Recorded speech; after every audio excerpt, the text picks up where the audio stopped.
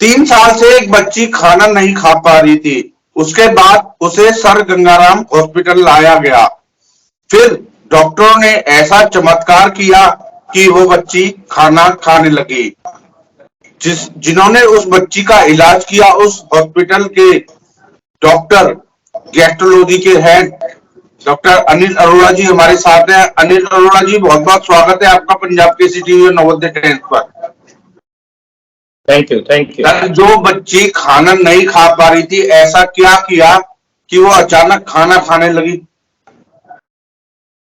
देखिए तरुण जी कि ये 6 साल की बच्ची जिसका वजन केवल और मात्र 11 किलो था, ये कश्मीर से हमारे पास रेफर होके आई थी। इसको एक बीमारी थी जिसको हम बोलते हैं एक्लेजिया कार्डिया, जिसका मतलब है कि फूड पाइप और स्टमक के बीच में जो वॉल्व होता है वो इसका टाइट था। तो खाना तो मुंह से जाता था, पर जाके वो फूड पाइप और स्टमक के जंक्शन पे फंस जाता था। फिर फूड पाइप डायलेट हो जाता है। जब डायलेट होने के बाद उसमें और कैपेसिटी नहीं होती नीचे पुश करने की, तो वॉमिटिंग होती है।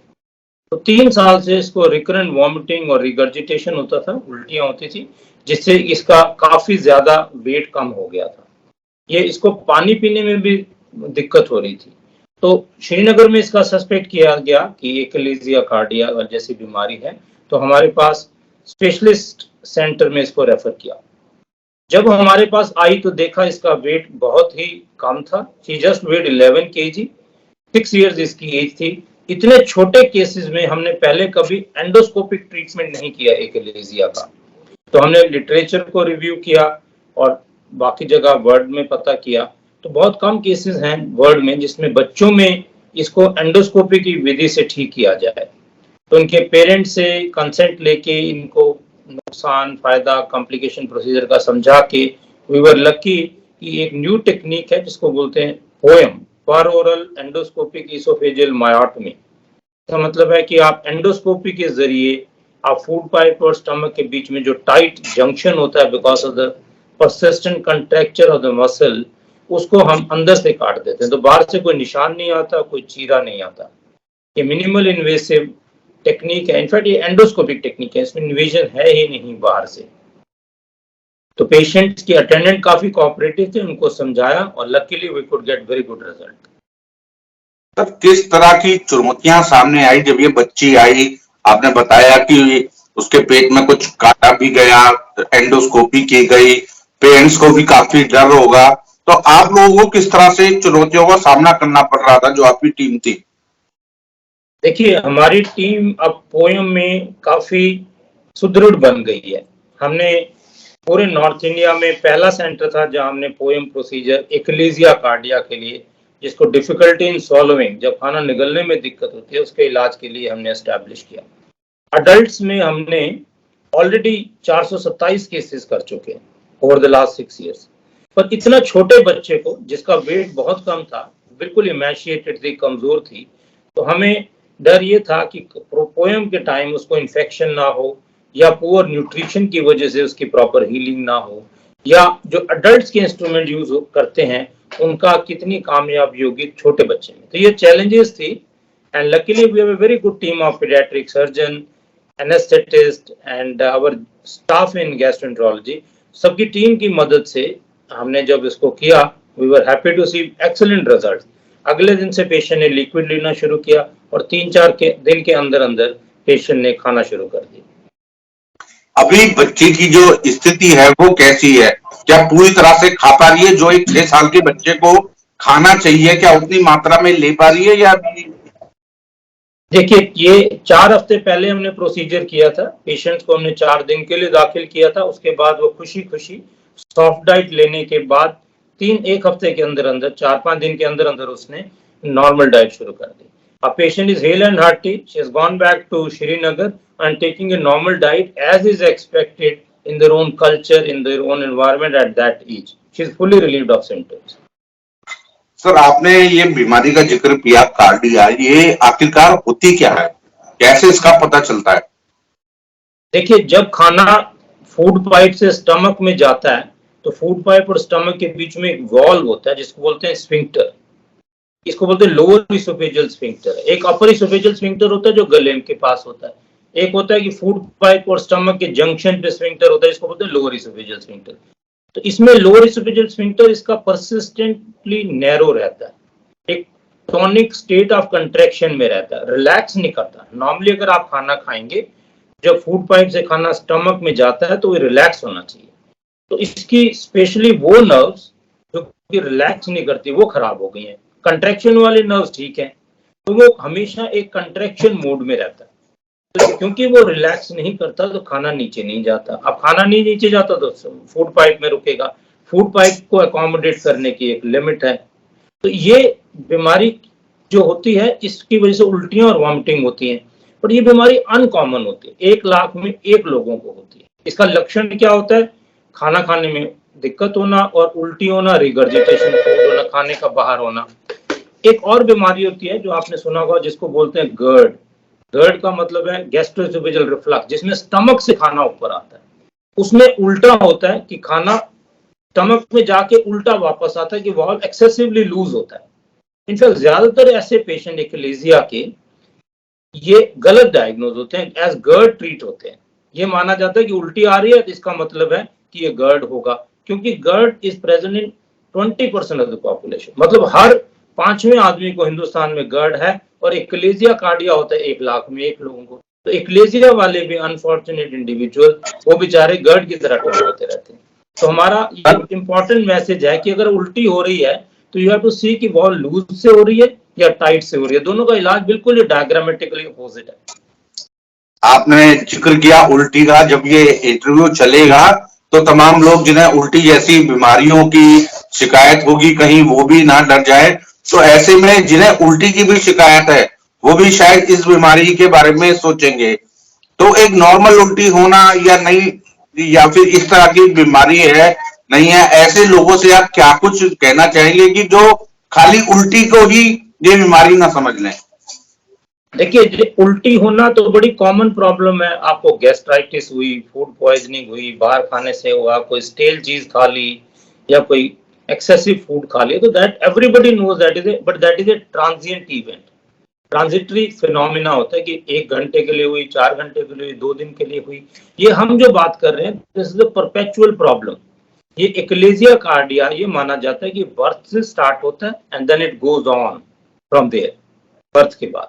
तो क्योंकि ये पेशेंट्स को इंटरमिटेंट सिम्टम्स होते हैं, कंटिन्यूअस सिम्टम्स नहीं होते, और बीच में कुछ टाइम ठीक रहते हैं, तो बहुत टाइम लग जाता है इसको डायग्नोसिस में। इनफैक्ट इसको डायग्नोसिस के लिए स्पेशल इक्विपमेंट चाहिए, जो गंगाराम हॉस्पिटल में है हमारे पास, high resolution manometry, timed barium swallow.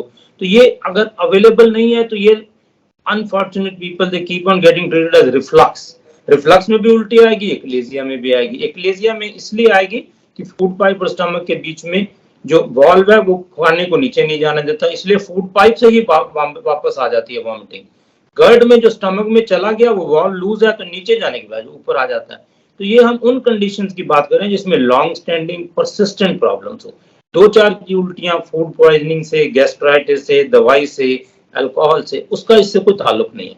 पर जानना जरूरी है, आपने बिल्कुल ठीक फरमाया कि अगर आपको लॉन्ग स्टैंडिंग उल्टियों की प्रॉब्लम है तो एक प्रॉपर एंडोस्कोपी एग्जामिनेशन, मैनोमेट्री या बेरियम स्वालो करके हम पता लगा सकते हैं कि वॉल्व टाइट है या लूज है। दोनों का डायमेट्रिकली अपोजिट ट्रीटमेंट है, बिल्कुल उल्टा ट्रीटमेंट। एक चीज सर मैं आपसे समझना चाहूंगा, ये कार्डिया जो बीमारी है ये होती कैसे है? क्या कुछ खान पान से होती है या जन्म से ही इसी शुरुआत होती है कि बच्चे ने जन्म लिया तब से ही दिक्कत है? मतलब किस तरीके से होती है? खान पान इसकी मुख्य वजह है, क्या चीज है? देखिए, ये जो बीमारी है ये माना गया है कि इसमें उन नर्व्स का डैमेज होता है कि जो कि फूड पाइप और स्टमक के वॉल्व को, जिसको हम लोअर इसोफेजियल स्फिंक्टर कहते हैं, उसमें रिलैक्सिंग मसल्स की नर्व सप्लाई को डेड कर देते हैं, जिसको बोलते हैं नाइट्रिक ऑक्साइड प्रोड्यूसिंग न्यूरॉन्स। जो कंट्रैक्टिंग न्यूरॉन्स हैं, जो स्पाज्म करती हैं, वो इंटैक्ट है, जो रिलैक्स करती हैं तो वो डेड है।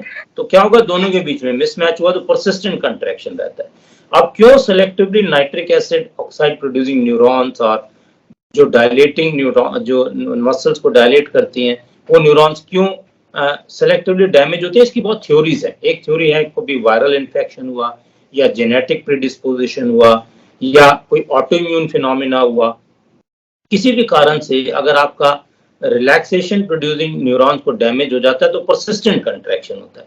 इसका एग्जैक्ट कारण नहीं है, तो जैसे जैसे उम्र बीतती जाती है पेशेंट्स के सिम्टम और प्रोमिनेंट हो जाते हैं। तो अगर आप डेटा देखें एक्लेजिया कार्डिया में सिर्फ 10% बच्चे होते हैं, मेजॉरिटी एडल्ट्स होते हैं। तो इनफैक्ट इसका डायग्नोसिस भी लेट होता है, specially with availability of the current equipment like manometry, endoscopic and good quality endoscopies और टाइम्ड बेरियम स्वॉलो। तो उससे हम इनको जल्दी डायग्नोज कर सकते हैं, इनकी ग्रोथ का फर्क पड़ सकता है, ग्रोथ रिटार्डेशन रोक सकते हैं, and they can psychologically, physically and emotionally go back to their work after non surgical treatment. Anil sir, एक चीज ये थी, ये जो बीमारी है कार्डिया जिसका आपने जिक्र किया, ये क्या बच्चों में होती है या बचपन में हो जाती है या बड़े होके होती है, किसी भी उम्र के लोगों को हो सकती है ये? देखिए, माना ये क्या है सर कि ये जो बीमारी है it starts early in the childhood, क्योंकि सिम्टम्स इंटरमिटेंट होते हैं, प्रोग्रेशन का कोई डेफिनेट गाइडलाइंस नहीं है कि इस रेट पे प्रोग्रेस होगी, डायग्नोसिस में डिले होता है, सिम्टम्स इंटरमिटेंट होते हैं और रिफ्लक्स से कंफ्यूजन होता है। Because of this most of the time, even if the illness starts early in the childhood, by the time you make a diagnosis, in fact, if you see the literature, on an average 8-10 साल के बाद diagnosis होता है, but that was at a time when these things were not available. Our interpretation of this present case presentation and the purpose of presentation is कि we should have more awareness कि अगर आपको long standing vomiting हो रही है, कुछ खाना नहीं पचता, weight loss हो रहा है, तो you should have proper investigation. That proper investigation will need multiple things which I have already mentioned.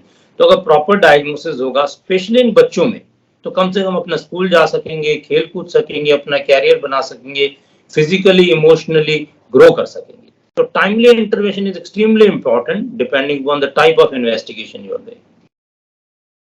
Sir, एक मेरा आखिरी सवाल आपसे ये है कि क्योंकि आपने खाना पचने का जिक्र किया, उल्टी का किया, ऐसे तमाम लोग हैं जो इस तरह की दिक्कतों से 2-4 रोजाना होते हैं। ऐसे लोगों के लिए कि वो समय पर जांच कराएं या फिर डायग्नोस, जिस तरह आपने कहा कि किस डॉक्टर से संपर्क करें, इस तरह की दिक्कतें हैं, हो सकता है वो कार्डिया ना हो, कोई और दिक्कत हो, तो आप क्या कुछ अपनी तरफ से, क्योंकि आपकी फैन फॉलोइंग बहुत है, आपको लोग आपकी बातों को जो है फॉलो करते हैं, तो इसीलिए आप अगर कोई संदेश देना चाहें, क्योंकि इस तरह की दिक्कतें लोगों को होती रहती हैं। देखिए तरुण जी, ये बड़ा इंपॉर्टेंट डिक्टम है मेडिकल साइंसेस का कि खाना अटकना कभी भी लाइटली नहीं लेना चाहिए, कभी इग्नोर नहीं करना चाहिए, कभी उसको एक साइड पर नहीं लगाना चाहिए। किसी भी इंसान का खाना नहीं अटकता जो नॉर्मल है। अगर खाना अटक रहा है that mean there is something wrong with the food pipe.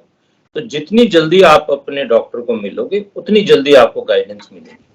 आपको लगा कि आज अटक गया, मैं तो हफ्ता ठीक था, तो कुछ बात नहीं, पर बात ये नहीं कि आप ठीक हो गए हफ्ते बाद, फिर हफ्ते बाद अटक गया। तो क्वेश्चन इज कि पहली बार क्यों अटका। खाना अटकना कैन नेवर बी नॉर्मल। नाक से खाना निकलना can never be normal. Vomiting अगर आपको होती है तो मुंह से आएगी, पर अगर आपको नाक से भी वॉमिटिंग आ रही है इसका मतलब लॉन्ग स्टैंडिंग ऑब्स्ट्रक्शन। तो छोटी छोटी चीजें अगर आप देखें कि आपको अगर खाते टाइम खाना नहीं जाता, पानी के जरिए खाना निकलना पड़ता है, या आप पीठ की तरफ होते हैं, अपना पोस्चर चेंज करके खाना खाते हैं, टेढ़े मेढ़े होकर अगर खाना खाते हैं तो खाना चला जाता है, सीधे बैठ के नहीं जाते। तो ये छोटी छोटी चीजें अगर आप अपने ध्यान में रखेंगे तो डायग्नोसिस अर्ली होगा कि खाना अटकना इज एबनॉर्मल, नाक से खाना इज एबनॉर्मल, अगर आपको पोस्चर चेंज करना पड़ता है खाने के लिए तब ये एबनॉर्मल है। तो इस केसेस को कभी भी इग्नोर नहीं करना चाहिए। इन तीन चीजों को, छोटे छोटे क्लूज को डॉक्टर समझेगा, एक पर्टिकुलर डायग्नोसिस पे आएगा and depending upon the condition आपको एप्रोप्रिएट ट्रीटमेंट मिलेगा। तो कम से कम 4 चीजें तो इग्नोर ना करो। अगर आपको परसिस्टेंट प्रॉब्लम है, खाना अटकता है, नाक से खाना आता है, या खाते टाइम आपको पानी की जरूरत पड़ती है, तो look for problems related to the movement of the food pipe called motility disorders of the intestine. Now these can be easily diagnosed and easily treated. बहुत बहुत शुक्रिया सर ये महत्वपूर्ण जानकारी देने के लिए और लोगों को भी बताने के लिए कि किस तरह की दिक्कतें आए तो तुरंत अपने नजदीकी डॉक्टर से संपर्क करें। अनिल सर, आपको और आपकी टीम को बहुत बहुत बधाई ये सक्सेसफुली आपने सर्जरी करी, और बहुत बहुत धन्यवाद पंजाब किसी टीवी और नवोदय टाइम से बातचीत करने के लिए। Thank you so much.